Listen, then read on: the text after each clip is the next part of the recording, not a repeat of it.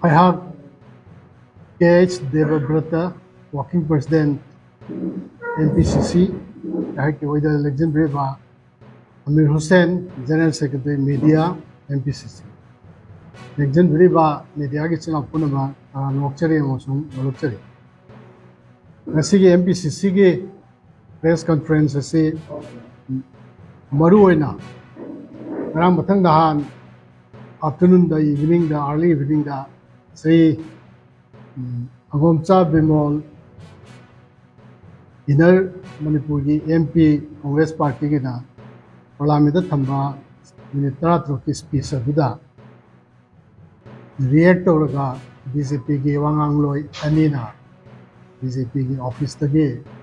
Narangin Vita, hiking from Canada, public interest sofa, Wakara Europe and Maramuita, sensitive matter da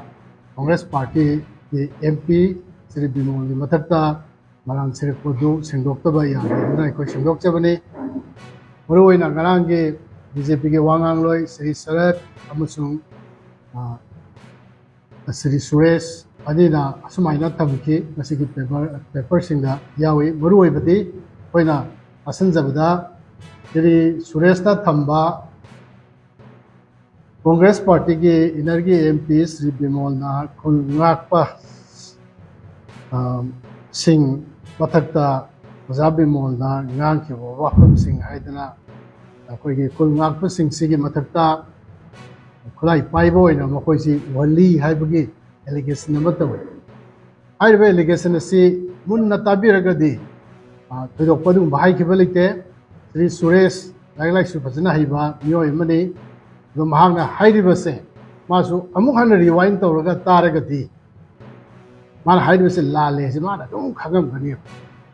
Madam de Narangi eveningi, SK TV Sassanamada, Maming Chalava, Lairaba, Anagi, Human Rights Commission, Chairperson, Viramba, Senior Bokecho, Amok Haidem Manina, Haike Wapam Singer, Nixanga Gadi. This is Suresh King press conference. Tower Matunga Masana Mok press conference door. Land grains do from the top. I'm Ikainited. Sribimola Haikiba, armed groups nurtured by the state hybrid. State Sisina, armed group ama, nurtured or Tami, Sangala hybrid. Marhai. What's in there? The Kulnapa Sing City Congress Party that Kayana. Khanbage haibadudi 2024 ge budget session ge governor na het ngang bagi matung 2024 ge budget session ge het ngang matung da party ge deputy CLP leader Sri K Ranjit na khun nga pasing asi kannaba ek ma semaga aina ma semaga ngapi ba natragadi makhoi je hayeng legal complication haibatai ain ge mieng dadi Maralere Haiduna Hapun but or Kani have say, 24 ye, Angan but 23 ye, Arroy with the gate. Congress Party in the press conferences of high grade, personal interviews in the high grade, TV discussion, the so high grade. Aduga 24 ye budget session give governor ki head speech to give Matunga, the CLP leader na party mode Sinduna, Hoy Ain Semsi. Ngapus in the Kanabagi Mukta and a high kibado. Madu Ninchanga Gadi, Siri Suresu, Arang, Wafum Sanga said, from Lloyd Dabani, Siri Sarachu, Highway Dabani, I don't know right from Jaget, Masi, the way the Ba, Niman, Militara Trukta, Bharati, Parliamentary water notable. Pritigi Mamang that Nikna, Yamna, Tasanba, Amusum, Wakal Ba. Manipuri oyi bisita natara Bharat le politics ki matangda maruina panbaya wada zaima khongda mangkiba khoige Kamal Babu se article 332 gi makhada mi amana makhal manga gi rid thaba yai adugi manungda akhoige habeas corpus aina mi se police na pharaga su army na pharasu masadi uthokadabani haiba wafam se masi संविधान की heart अमसुंग मागे थवाईनी हाइदना श्री अंबेडकर ने हाइगी article 32 सी मसे रीत थाबे आबगी Hiram मंगादा रीत थादना any court high court और supreme court मरुएना अमसुंग high court थादना प्रजा मना माने पेंदबदो मागोदा फंगदब जस्टिस अदो फंगनब होनबदा पाइदगी चावबा अदो शक्ति म पीबने मसे कॉन्स्टिट्यूशन के हार्ट अमसुंग अखोगे सोलनी हाइबने थवाई अमसुंग अखोगे थमोइनी हाइबने अदो मसी फावबा भारत ngasi gi भारत संविधान सेमगिबा चही हुमद्रांगाई मतुंगा ngasi gi भारत सिदा मसी gi आर्टिकल से चनबा यादब नंथनदर थमग्रबने श्री कमल बाबू की मतंग दई मखोंगी 57 माउंटेन डिवीजन गिदा चंगिबा थबक सुबा हिंगदा थोरखिदबा सीनसु पंगदबा मफम रांग खंगदबसे मसी भारत चैलेंज तुबा भारत सरकार ना संविधान से मपुंग फाना चनहन बंगमदबई खुदम अमा मणिपुर थ्वे हाइबने अदुगुंबा तासन बिरगा अमसुंग लोइनाना एखोइगी आईडीपी इसिंग मसिंग याम खरबा मयाम से मसी कमाइना रिहेबिलिटेशन तौदगे हाइबे मतंगदा मणिपुर की पिखरबा बजेट सिनदे मणिपुर दा लिसिंग हुंबु हुंद्रागे आईडीपी मयाम गी कॉस्ट चाखरिब युम कई सही अनि सिदा सेनमिटलोंदा लेखा तारब युम दे लेव लंथुम पुनम मागी मागी तुमदा मांगरबा मयाम सिंगदो लोइनाना कंपेंसेशन पीबा कांददी रुपा लिसिंग युम लिसिंग तरेट अमुक मई चाखरना लौनरिबा हेलंगनी सोइदना अदो थम रूल दा एस्टिमेट दी लिसिंग तरेट अमुक हाइदना चनरी अदुम अदो रुपा लाख मंगागी कंपेंसेशन का पीबा ताबदा करोड़ लिसिंग अनि की मयादा लाए अदो स्टेट गवर्नमेंट दी बिया तो बुन मोय मदुगी कंपेंसेशन दो हंदकी बजेट रिफ्लेक्ट तौदे भारत की गरांग निनी हुमनी की ममांगदा श्री फाइनेंस मिनिस्टर निर्मला सीतारमन ना पीबा बजेट करम्बा कलमदा करम्बा कनोदा अखोई की प्रोजेक्ट मणिपुर की आईडीपी मैम रिहेबिलिटेशन तौनबा अमसुंग रिहेबिलिटेशन रिसेटलमेंट तौनबा बजेट कराइदे याउगे हेन मरु ओइबा वाफम दे nganganingbadi adugummane adura khulngakpo singi matangda party na haige wangang singi do chahi kitang tha khara hek haubaga wafam ama hekta puthoga tawbuna chingse masidi hainariba akoge panelist singna ngarangi numidangi da hainaba BJP ruling government se Congress na ruling oina lairaga BJP na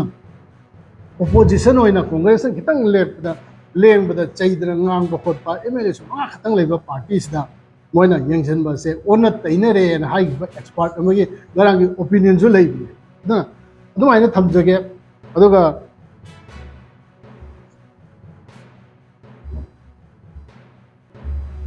मरुआइना ngaraंगी press conference से मागी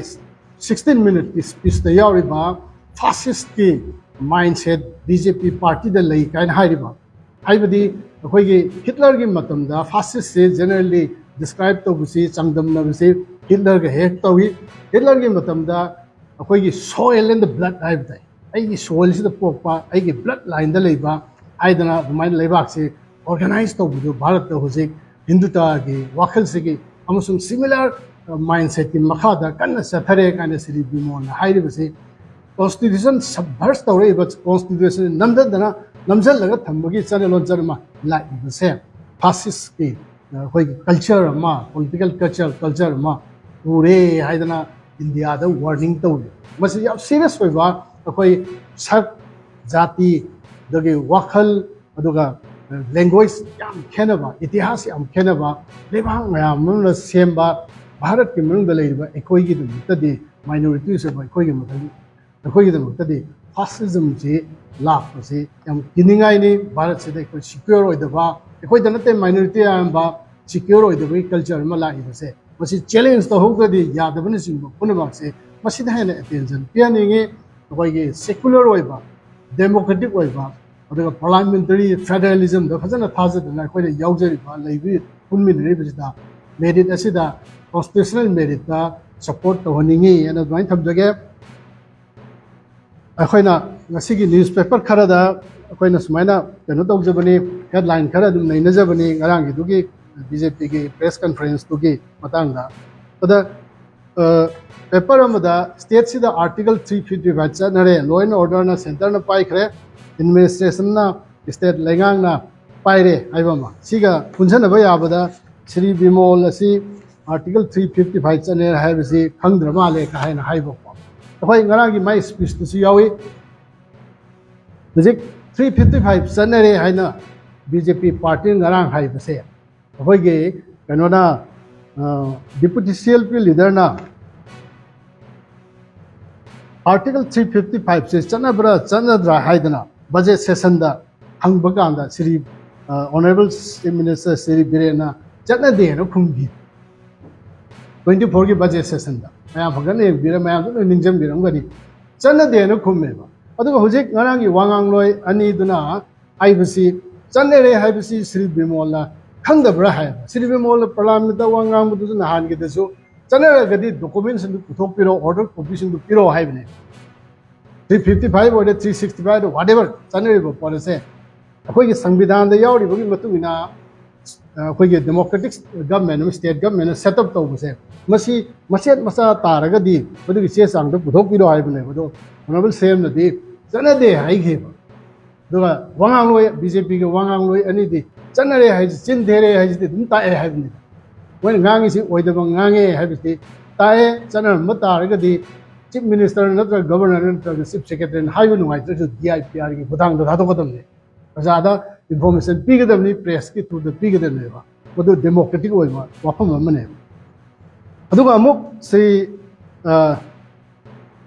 kainona su tawna ki ba kuki lalobu singi sina sangai express te awni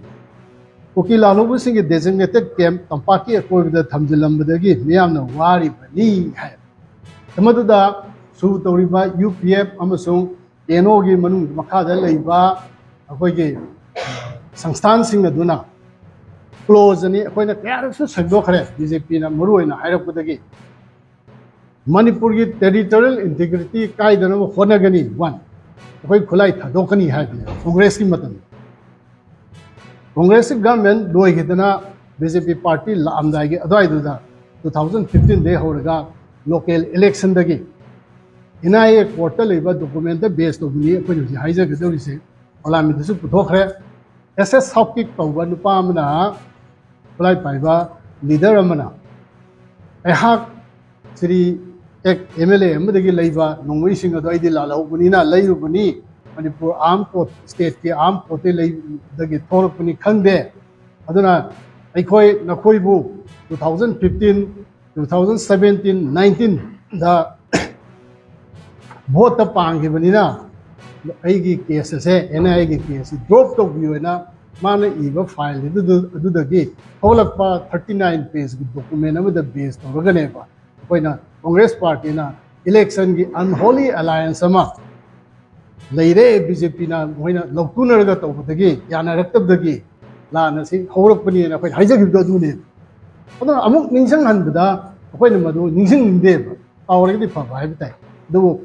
मतमना पुरक्तन हे हाइबसदा अखोइना माइना थमजगे कांग्रेस की मतमददी खुलाई थादोकपा मणिपुर की territorial integrity नांग चनब होनगनी हाइबसदा base तौरगा सुदु organisation अनिदुगी मखादा सुदु तौरमबनेबा अदु गुड फाइट तौबनी खुलाई सिंदो आर्म कोर्ट थमगदबनी मोय डेजिग्नेटेड कैंप लेगदबनी हाइबनी अदुगा अतोपा वायरल वीडियो अमदा हुजिकी सुगी लीडर अमनु सहाय कांग्रेस की मतमददी इलेक्शन याव हाइबसु हाइदे अखोइ करिमता दुगुंबा लेते यानगिबा लेते अदुगा बीजेपी गददी यानगिबा लेबनीना अखोइना यानगिबदो तौद्रगदी फरो यारिने याम लोइ उबिरिमने वायरल वीडियो अमदा पुनमसे थमबगदी अनिरक अहुमरक सुना सुमाइना प्रेस कॉन्फ्रेंस तौबदा सब्सटेंटिव होइबा लौखटपा याबा वाफम यावदना प्रेस कॉन्फ्रेंस तौरगा प्रजाबु लाना श्री बिमोलना हाइगे वाफम सिगदो मिनिट 13 मपुंग ओइना हाइबे याबा पुनमक हाइगरबा प्रेसिडेंट भारत की प्रेसिडेंट फाउदे अप्रिशिएट तौरबा अदुगुंबा स्पीच दो मदु मेलाइन तौनबा हाइबताइ मसक थियनबा कुनगापगी मायोक्ता कुनगापजे सुंपन सुपनदबा स्टेट पनबदुदी अदुम स्पीच ते याव लेरदौनी अदु मयाम अदुम लेनबी याय अदु खुलगापसे कांग्रेस पार्टी ना एक मसेमंग नाक्सी एमनेस्टी पीनबा ना तौसी हाइबसे अखोइ कार हाइग्रे हबसि अमु अंजलगा एम पंजगे मसि ओइदबा गाक्तनी तदोकपा बीजेपी ना थमगिबसिंग अयाम युमफम यावदम गाक्तनी माइ थमजगे श्री बिमोल की स्पीच की पार्ट कोई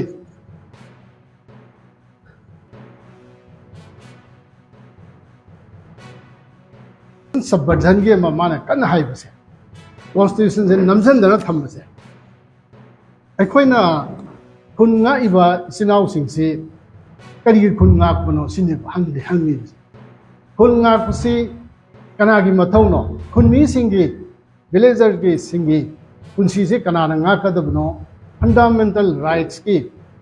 कॉन्स्टिट्यूशन संविधान यावरिबा फंडामेंटल राइट्स ने यावरिबा अदुगुंबा हक सिंग अदुगी मनुंगदा स्टेट की मथौनी अखोई प्रिएम्बल दा कॉन्स्टिट्यूशन प्रिएम्बल दा यावरी